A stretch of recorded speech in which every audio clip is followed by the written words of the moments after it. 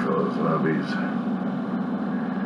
It's about 3:08 morning on a January 1st of 2022.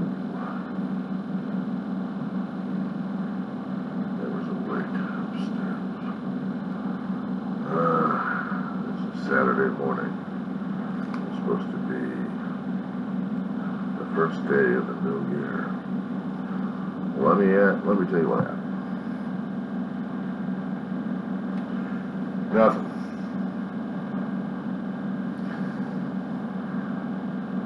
Let me rephrase that. Absolutely freaking nothing. Okay, well, probably wondering what's going on. So do I. And it's either a most wondrous nothing, or it's a terrifying nothing, or it's a pleasant nothing. However you want to look at it, it was nothing. Now here's the thing. A couple of minutes before midnight, everybody was, I guess, tense and ready to shout out Happy New Year to everybody else.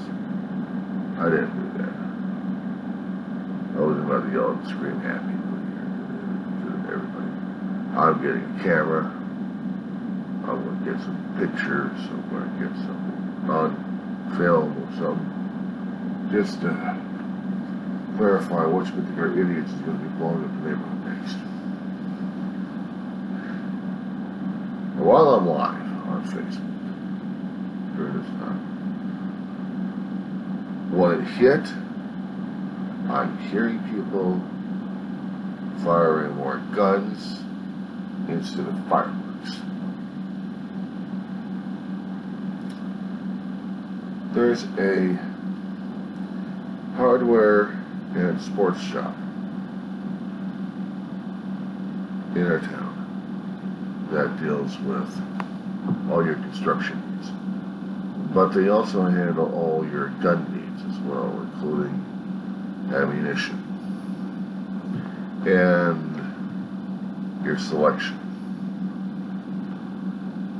Kind of small, but they do the job and they fit this town very nicely.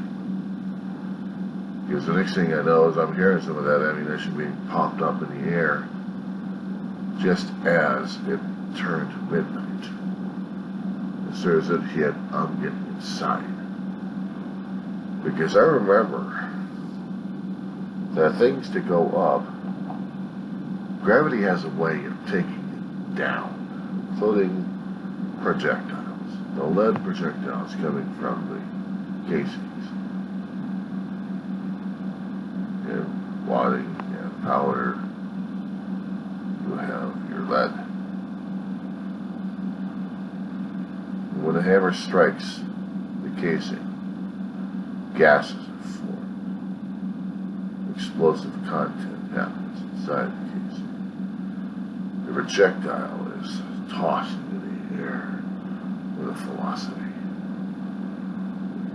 Goes in the air. The problem is it doesn't have enough sufficient energy to lift it into the atmosphere and beyond in space.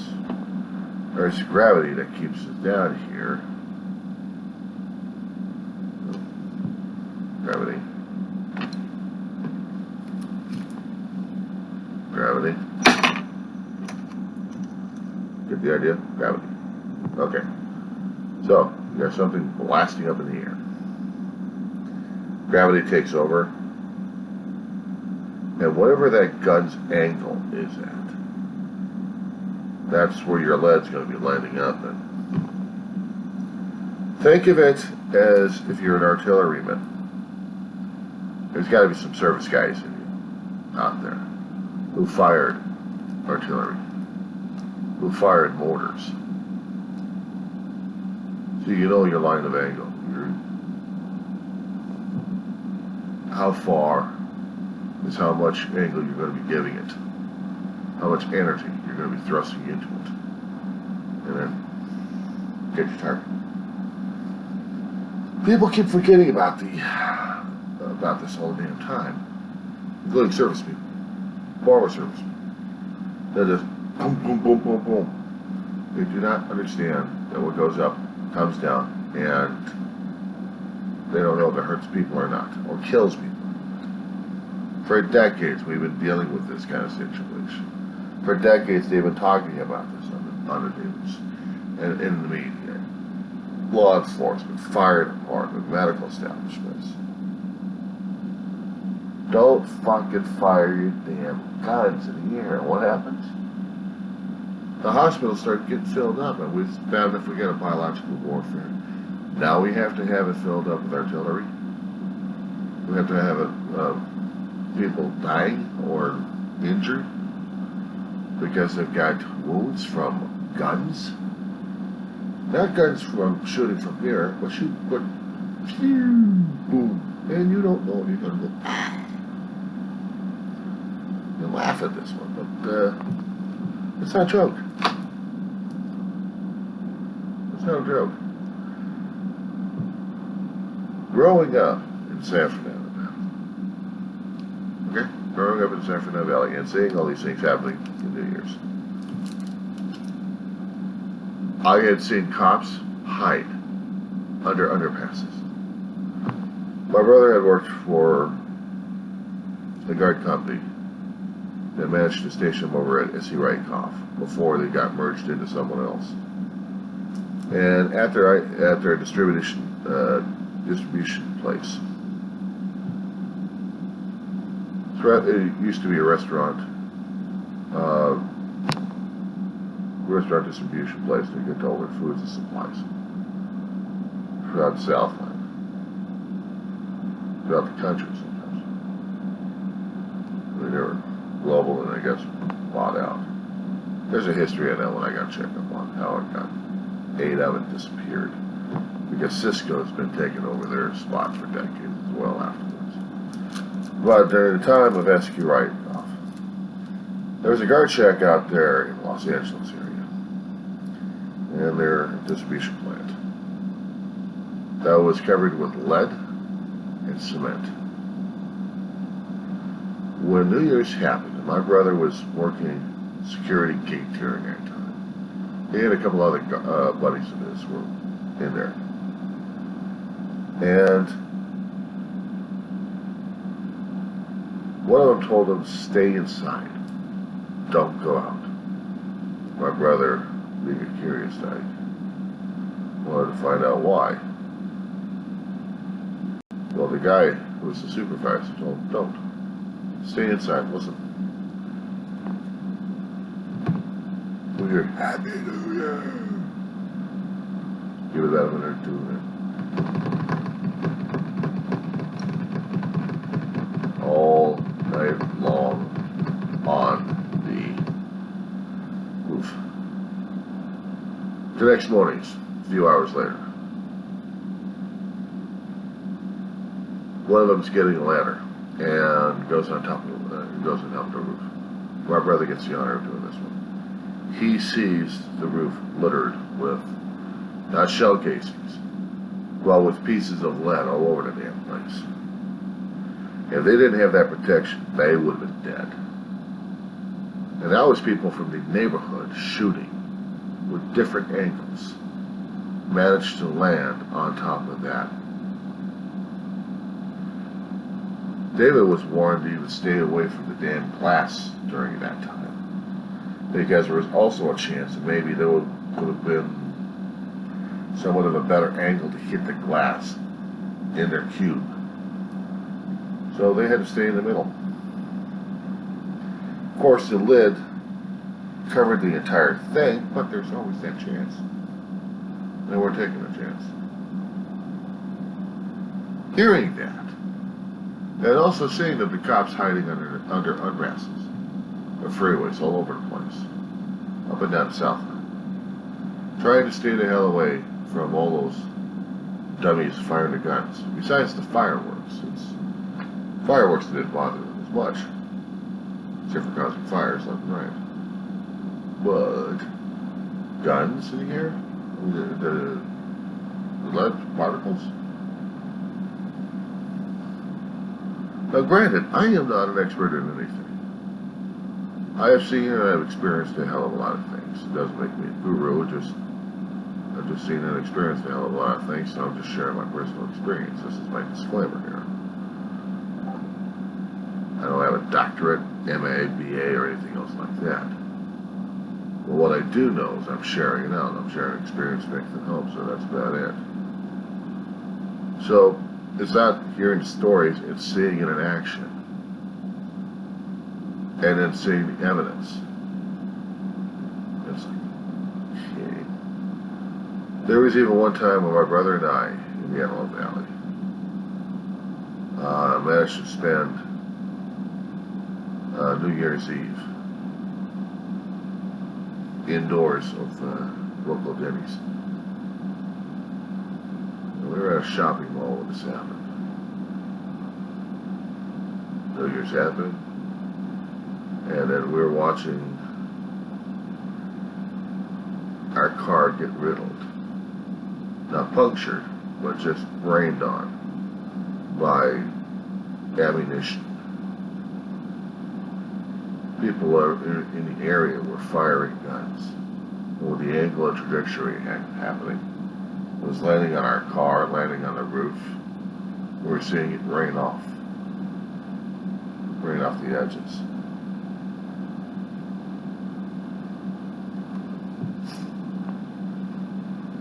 Wasn't consistent, but it was scary as hell.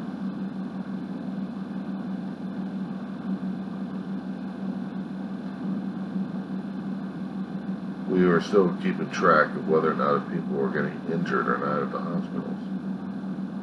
Thank God they weren't, but probably wasn't reported either.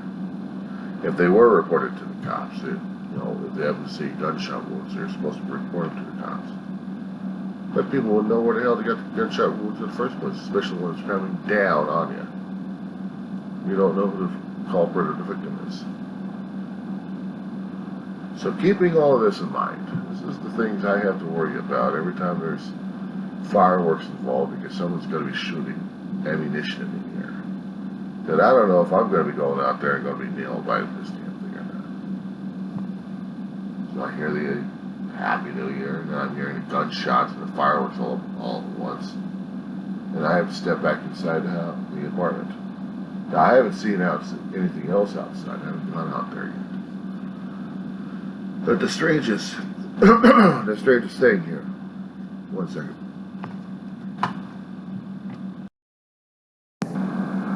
I gotta get me more of this.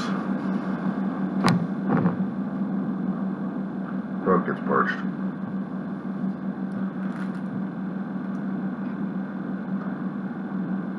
One thing I've noticed about this year compared to every other year is earlier in the day that there was no fireworks stand, not one, in Roseman. Usually they would have the bottle rockets or something similar to that effect, blow things up. People would use the fireworks to line them up to express their feelings. They did it for July 4th, and they did it for every Happy New Year. Or save as much as they can for January 1st. This time, the only things we had was the large aerials being shot up from different areas and people shooting their guns. But the weird part about it is my dog wasn't reacting to it as much. The fireworks, when they were a lot plentiful, be closer to the grounds here, closer to the apartment, freaking her out later. She'd be shivering, and I'd be spending those a few hours with her inside a bunker. The bathroom would be the bunker. Not this time. The fireworks were muted. Even though they were set in different areas, we didn't get the experience of the fireworks this time for January 1st. and everything stopped around 12:30 at night, in the morning. So 30 minutes to 45 minutes past midnight. Silence. And she's sleeping through this. And I'm sleeping through this. And this is not natural. This is not normal, because what was normal to us was her freaking all the time, shivering in my arms. And she'd be staying inside the bunker, waiting for something, and then she can go to her bed and just sleep there. There's only so much I can stand before going back to bed. But I'll stay up as long as I can with my dog. And I've done that for a long time. So I've prepared myself for it. My phone charged up, chair inside the bathroom, turn on some music or something like that. I just hold my dog.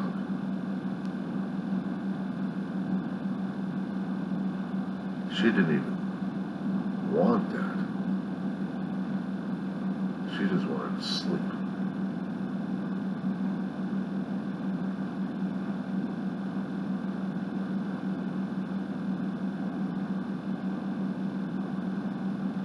But I know she's listening sometimes. She'll wake up, listen to what's going on, right back to sleep. But I'm still out here and she hears my voice. She's comforted. She don't hear me out here and she don't see the light on. She goes back to the bedroom away from me in there. She'll probably hear me snoring and she'll feel comfortable enough. But she's afraid to leave my side one way or another. And she's not shivering, she's not afraid. Which kind of freaks me out a little bit for this January 1st effect here. This is not normal, but maybe this is the start of something else happening here. In a few short hours, there's going to be the Tournament of Roses parade. I'll be watching like everybody else on their own damn devices.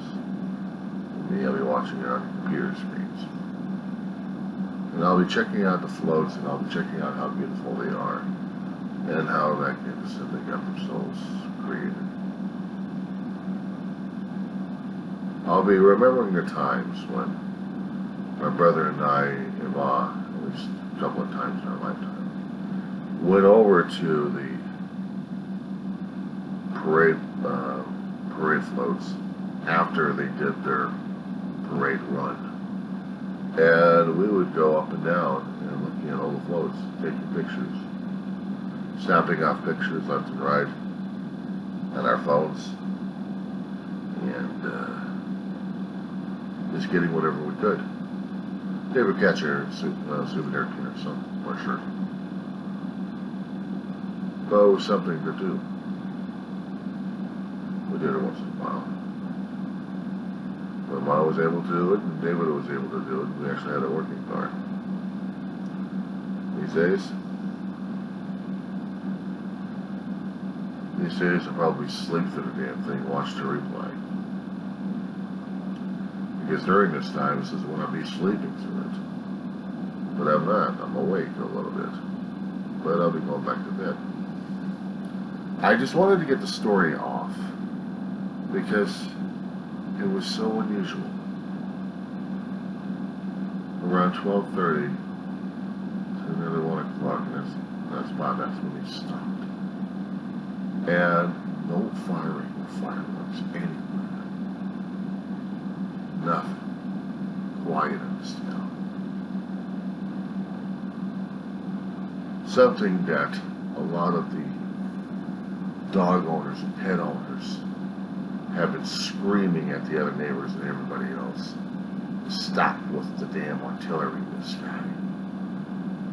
Because the dogs and the pets are going nuts, and we're losing them into the streets more and more. We have to have people watching for them, trying to save them if they could.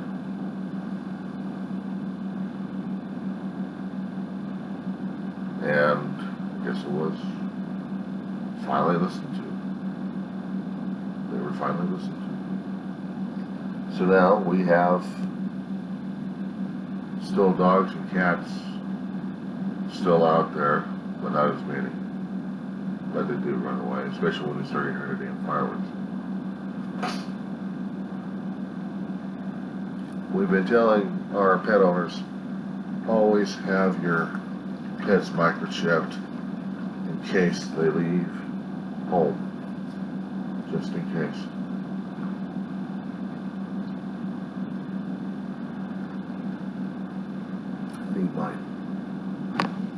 I need my dog to get that done.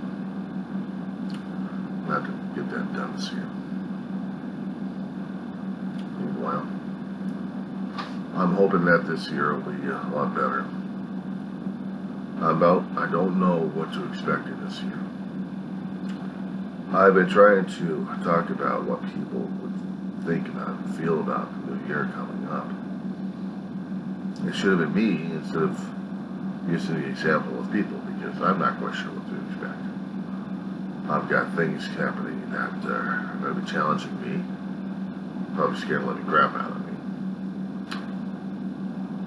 But if they actually do something that scares the crap out of me, I'm hoping that I'm able to deal with it.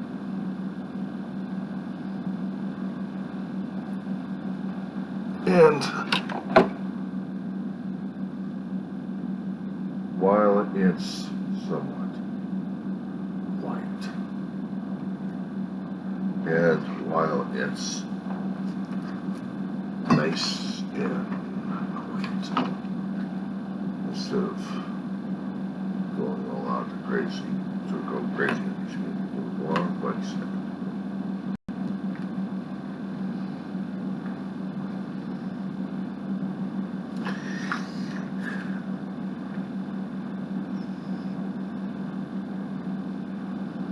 Well, you folks get the idea. Happy New Year. Now let's pray to God that this year is a hell of a lot better than the other years previously. And let's hope that, and pray that we gain our sanity, we gain our health, we gain everything else that we're supposed to. Including our humanity. Till then, guys.